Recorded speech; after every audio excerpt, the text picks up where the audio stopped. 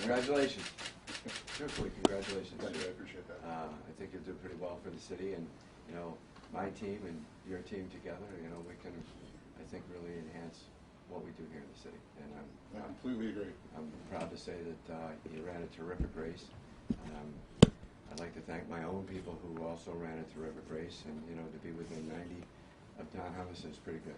You're a formidable opponent, and I wish you all the best in your Thank you, Captain. I appreciate it. I said the same thing on election night.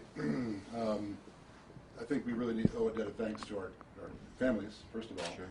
Our volunteers, obviously, who worked so hard for both of us throughout this long campaign process and did a great job. I also said, as a lot of these folks heard, I thought it was one of the best races that Westfield has seen in a long time, as is evidenced by the outcome, how close it was. And especially for a candidate who runs his first race, you did a great job. Thank you. I'm not really happy about that, but I mean, you got really close. I should say something about the mix-up on the recount, probably. Sure. The Tuesday night was an interesting night for me, as you probably have imagined. And I was told right off the bat that any time that there's an election within 1 percentage point, that there was an automatic recount. Well, apparently that's true in 20 states by law, Connecticut being one of them, but it's not true in Massachusetts. So clearly I didn't know that at the time that we were considering going forward with the recount. But in the best interest of the city, I've decided not to do that for very specific reasons. I don't think that Don's administration should start that way, and I don't think that the city should bear the extra cost of having to go through that process. So once again, I'm grateful for the citizens of Westfield for what they have shown in terms of their enthusiasm and support. There's 10,000 votes out there, which represents a little bit around 40% of the voting population. That's really, really pretty good for the city of Westfield in a non-presidential campaign environment. So it was a terrific race, and I appreciate everything that everybody's done, including the press corps, and my best to, obviously, Jennifer and Kate. Thank you, Don. Appreciate it. Thanks again, Mike. My pleasure. Do you have any questions? What's your future, Mr. McCabe? I don't know. I don't know. You know, there's lots of things out there. There's lots of opportunities out there for me. I'm pretty sure that my tenure at the police department is running short, and we're going to be looking at all kinds of different things. We have a role with the Humason administration. I'm not sure. It's very possible. I'm not sure. What might that role be? I could use a driver. Yeah.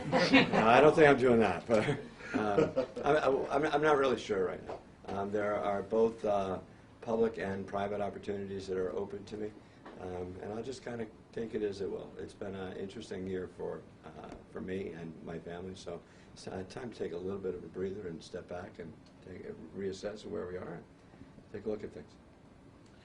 What's next step for you, Don? Now we're ready to start meeting folks and getting ready. I'm going to wait, or I'm not going to wait until the swearing-in day. Obviously, I have a lot to do between now and then. Peter Cole's just got on the list. I've got to start to make a list of people to meet with, and I'm going to try to see that come to fruition before the holidays, so that we're ready to start with a lot of energy and start. How are you feeling about leaving the State Senate? Sad, obviously.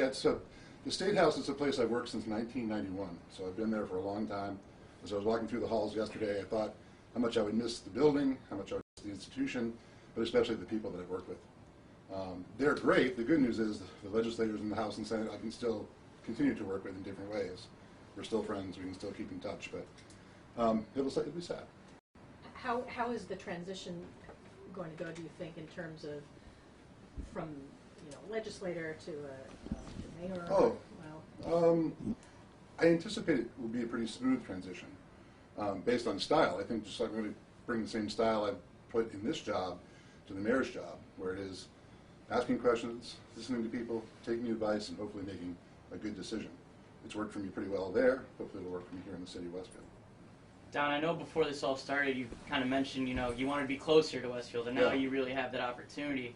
Can you just, speak to that now being the mayor of this city? Yeah, my commute right now from my house to the State House is 105 miles. From my house to City Hall is 5 miles. And I've always joked that I'd rather spend 3 hours in meetings here in Westfield than 3 hours stuck in my truck on a turnpike. It's extremely inefficient. It's a terrible use of time. I think of all the people that commute back and forth from Western Mass to the city and to Boston and how hard that is. But now I'll have the chance to put all that time and energy here to the city instead of wasting it on the road. Any top priorities as far as changes, things you want to bring to the city? Well, we talked about it all along the campaign trail. I think Mike and I had very similar messages because we listened to the constituents and the people of the city. They really want us to work on infrastructure. They want us to work on taxes. They want us to work on things that are good for the city. And so I think it shouldn't come as any surprise that that's what we focus on. Have you thought about who's going to be part of your team? Honestly, not yet. Not yet. I've got a lot of work to do before then. And I will tell you this. I think Mayor Sullivan and now acting Mayor Figge have both been really very helpful. They've offered a lot of assistance, and I'm going to have a lot of questions from them. What about timing for a special election to fill your seat in the resignation? Sure. Walk us through that process. The next step is that sort of the legislature recesses for the holidays on November 20th, so the Senate is in session probably 2 or 3 more times between now and then. At that point, I will sit down, actually maybe before then, I'll sit down with Senate President Karen Spilka, with Minority Leader Bruce Tarr, and try to work out a date to resign so that we can plan the date of the special election. It usually takes 3 months or so from the date of a vacancy to the date of the special. So there will be a special election in this district in the spring next year. I don't have the exact time yet. That will be up to the Senate President. They try and time them for other election days to that March presidential primary? Sometimes they do. We have another Senator, Vinny DiMacedo, who's also leaving. He's from the Plymouth area. So we're looking at trying to find maybe a date when his election and my election can happen at the same time. I don't know if that benefits anybody out here in Western Mass, but it certainly helps with the Senate.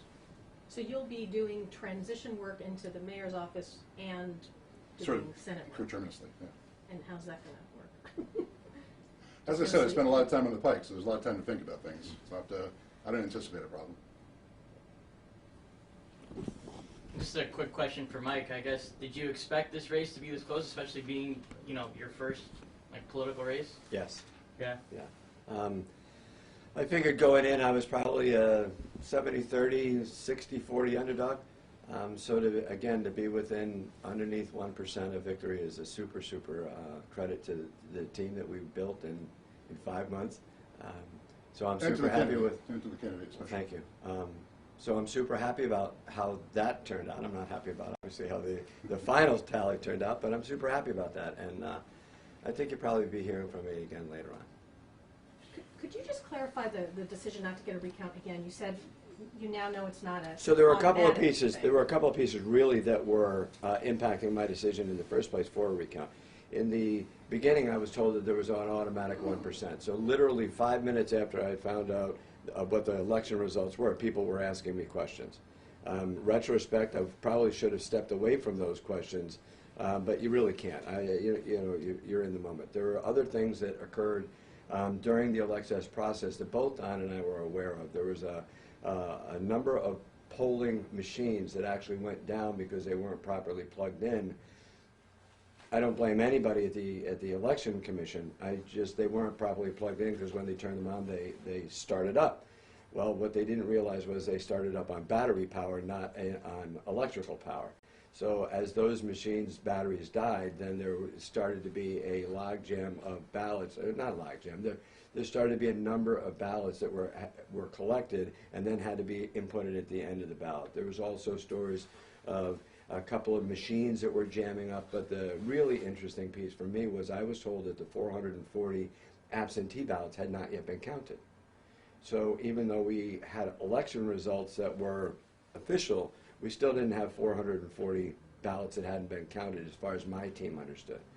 Once it got all sorted out, and I want to thank Karen Fannin. She did yeoman's work under considerable circumstances for her to get at least a solid number back to both myself and to Don within 2 days. They had 10 days to do that. So my hat's off to Karen and her team for getting that done. I think the final tally was a differential of 90 votes.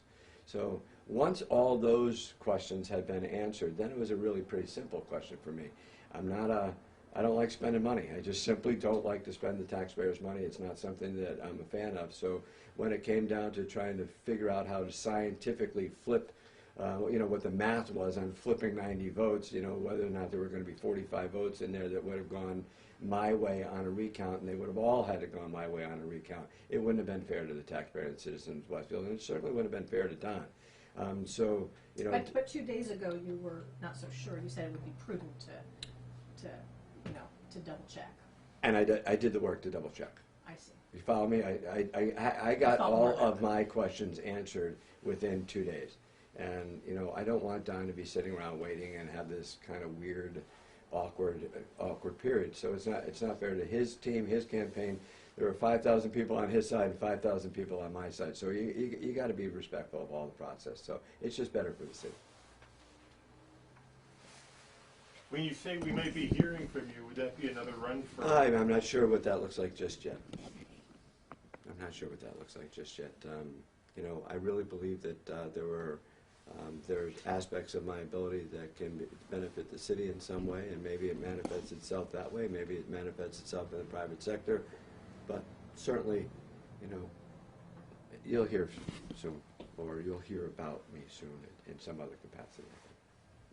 And this is often, you know, this is such a gentleman's race. I know those words have been thrown around, but like when you guys look at each other, and how do you feel? I mean, again, it's been very impressive how you two have worked so closely under such a hard situation. How has that been? I especially like that. Even throughout the process, while we were running against each other, and then even on election night, we were talking to one another, communicating directly, not through intermediaries, not through aides or staff or volunteers, but we were actually talking to one another.